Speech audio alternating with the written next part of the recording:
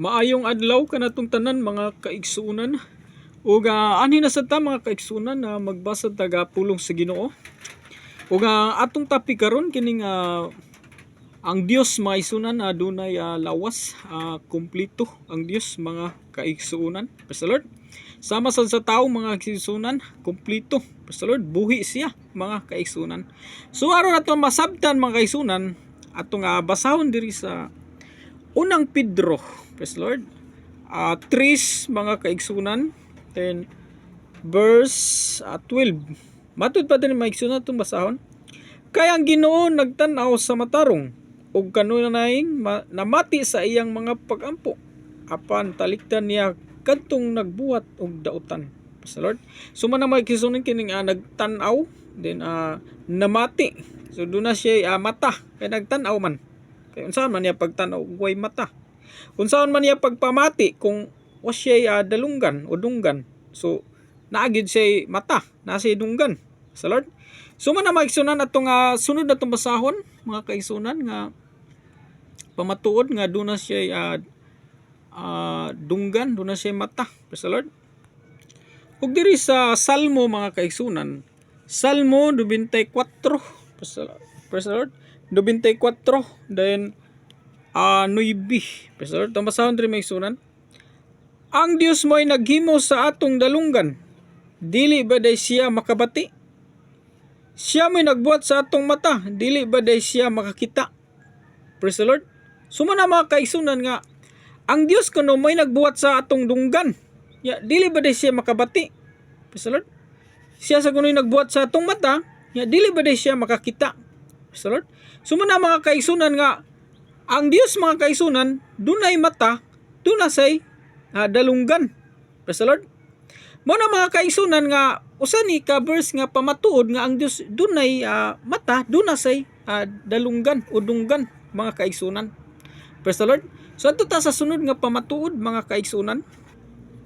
Praise the Lord. Ug diri sa Exodo mga kaigsunan, Exodo 14. Praise the Lord. Dayon verse 23 ngadto sa 24. Praise the Lord.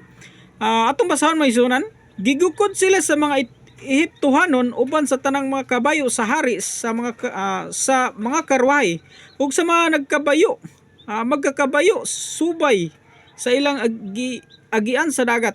Sa pagkakadlawon midungaw ang Ginoo gikan sa haliging kalayo ug sa panganod ngadto sa mga kasundaluhang Ehiptohanon ug gilisang niya sila. So midungaw mga kaigsunan, kung sakuan pa mitan-aw ba dito siya sa haliging panganod. So kanang midungaw mga kaigsunan, kanang word midungaw ka ba kanang nitambo, kung sa to pa nitambo siya na siya sa igbaw. Matud pa diri mga kaigsunan, pagkakadlaon midungaw ang Ginoo gikan sa haliging kalayo ug sa panganod ngadto sa mga kasundaluhang Ehiptohanon ug gilisang niya sila. Praise the Lord. So man mga kaigsunan katong panahon nga ang mga Israelita gigukod sa mga Ehiptohanon kay gipagawas man to sa Ginoo mga kaigsunan gikan sa pagkaulipon sa Ehipto. Praise the Lord. Gigukod to sila mga kaigsunan ngadto sa dagat mga kaigsunan. So ang Dios ato kay naman to'y haliging kalayo nga nag-iwag nila, banwag ba? Adlaw gabi gud to sila gigukod. Doon na to sila iwag. Ang iwag usay muuna nila katong haliging nga kalayo, ani ba? Gikan sa haliging kalayo mo na mautoy maghayag nila usay mo aris luyo. Sa dihang gigukod na sila ang mga kabaliro sa ni Paraon, ang katong haliging kalayo ni pa luyo to para di sila gid magukdan. Murag alimpulos ba haliging kalayo mga kaigsunan. So mo to nga midungaw ang Ginoo gikan sa haliging kalayo. So but pasabot mga kaigsunan saya nga pagtambo mga kaigsunan do na siya mata, nitan-aw siya. Praise the Lord. So man mga kaigsunan ato pamatuod nga ang Dios dunay mata. So mata niya do na siya dulunggan. Praise the Lord. Maminaw siya sa mga sulti sa mga Israelites, mamati siya ba. Sama nang magampo gud ta. Kung ang Dios walay dalunggan, di na siya makabati. Praise the Lord. Kuwa may dalunggan. Praise the Lord. So adto ta sa sunod nga pamatuod mga kaigsunan. Ug diri sa Isaias mga kaigsunan, matud pa diri sa Ginoo mga kaigsunan, tanawa Jerusalem, gikulit ko ang imong ngalan diha sa akong mga palad. Ang imong mga paril kanunay kong gibantayan. Praise the Lord. So ang Jerusalem mo kuno mga igsunan, matud pa gikulit ko ang imong ngalan diha sa akong mga palad. Praise the Lord. So aduna siya palad, paad ba? Or kamot mga kaigsunan. So gikulit ko nun niya ang kaning ngalan sa Jerusalem, mga kaigsunan diya siyang palad.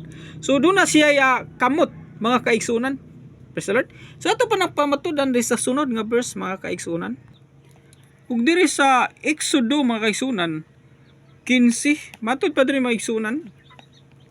Gamhanan og Ginoo ang tuo mong kamot, gidugmok niini ang mga kaaway. Praise the Lord. Muna mga kaigsunan nga matud pa na si kamot mga kaigsunan, gamhanan og Ginoo ang tuo mong kamot. So kung nay tuo nasay wala mga kaigsunan, kay sama paghimog tuo kung way wala. Praise the Lord. Muna kung nay right hand na sa nay left hand, kung mo na mga kaigsunan sama guna ng kasarian mga kaigsunan, kung nay babay nasay lalaki na ba, purag ka ng peer siya ba, pares. Praise the Lord. So man mga kaigsunan natong pamatuod nga ang Dios dunay kamot mga kaigsunan. So matud pa diri sa Exodo mga kaigsunan 31 nga ang 10 commandments gisulat sa Dios. Praise the Lord. Matud pa diri sa Exodo mga kaigsunan 31 verse 18. Matud pa, tapos magigsulti ang Dios kang Moises dito sa bukid sa Sinai. Gihatag niya ngadto kang Moises ang duha ka papan nga bato nga gisulatan sa kasuguan. So diri sa Exodo mga kaigsunan 31 verse 18 mga kaigsunan, matud pa, tapos makigsulti ang Dios kang Moises dito sa bukid sa Sinai. Gihatag niya ngadto kang Moises ang duha ka papan nga bato nga gisulatan sa kasuguan nga ang Dios mismo mao'y nagsulat. Pastor, so kung ang Dios nagsulat mi so na siya kamot mga kaigsunan. Pastor, so mo na mga kaigsunan nga itong pamatuod nga ang Dios nga nasa langit dunay kamot mga kaigsunan. Praise the Lord. So diri sa Hub mga kaigsunan 30 city. Praise the Lord. Atong basahon diri sa Gis, matud pa, mubagtok ang tubig pinagi sa gininhawa sa Dios ug mahimo kining ngilo. So mahimong ice mga kaigsunan ang tubig tungod sa gininhawa sa Dios mga kaigsunan. So ang Dios mga kaigsunan nagginhawa mga kaigsunan, doon na si gininhawa. Praise the Lord.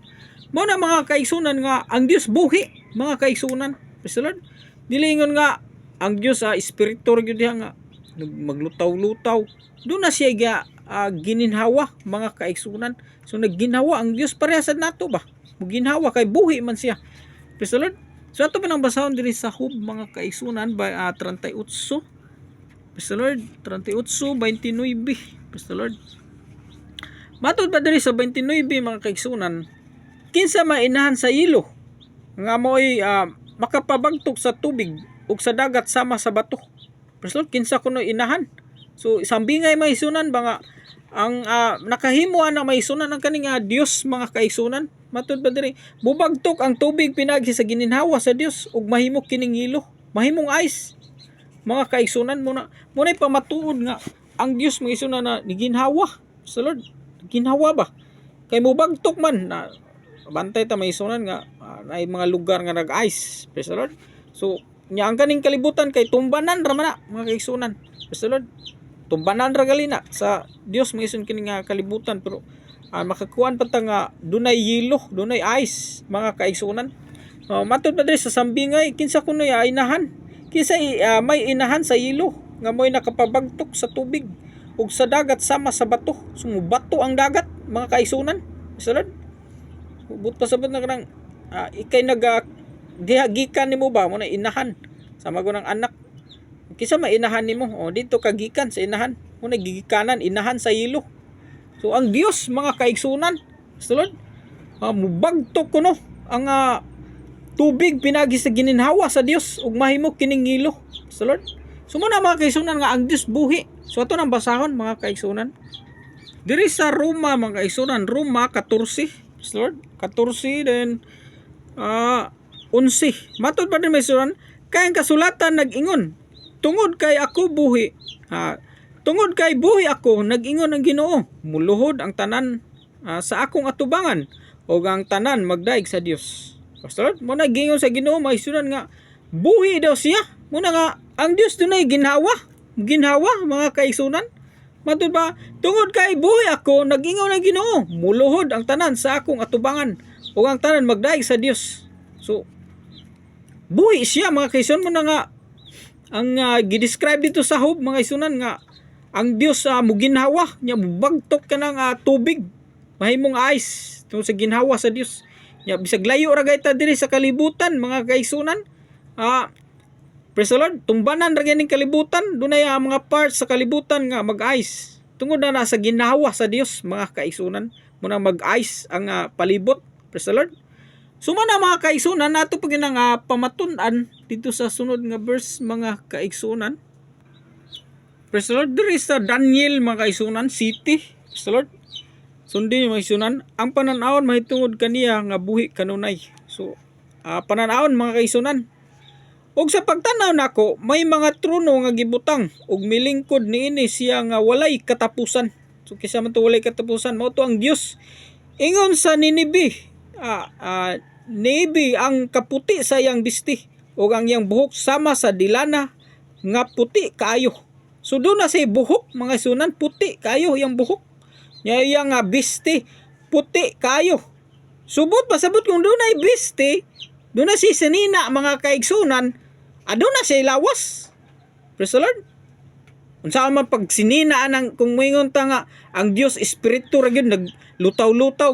Unsa man pag butag bisti diha mga kaigsunan moingon nga ang Dios espiritu hangin ra na siya. Yan naman na nakita man sa pananaw nga nilingkod siya. Praise the Lord. Nasa trono, may mga trono gibutang ug milingkod niini siya nga walay katapusan. Praise the Lord. So kung mulingkod siya, doon na siya lawas. Muna gingon nga heavenly body. Praise the Lord, mga kaigsunan. Langit nung lawas ba? Muna gitaw nga langit nung amahan. Praise the Lord. Ingon sa Ninibe ang kaputi sa iyang bisti. So doon na siya sinina bisti mga kaigsunan. So doon na siya lawas. Gibistihan man siya. Nama siya bisti, nama siya lawas. Nasa lawas. Ug ang iyang buhok sama sa dilana nga kaputi kaayo. So kung doon na kay buhok mga kaigsunan, naadyo kay ulo mga kaigsunan. Ang buhok ra na maglutaw mga kaigsunan. Ang buhok ra nakita. Nilingkod ko do. O milingkod din siya nga walay katapusan. So naglingkod siya. Nakita na to siya mga kaigsunan nga naglingkod. Praise the Lord.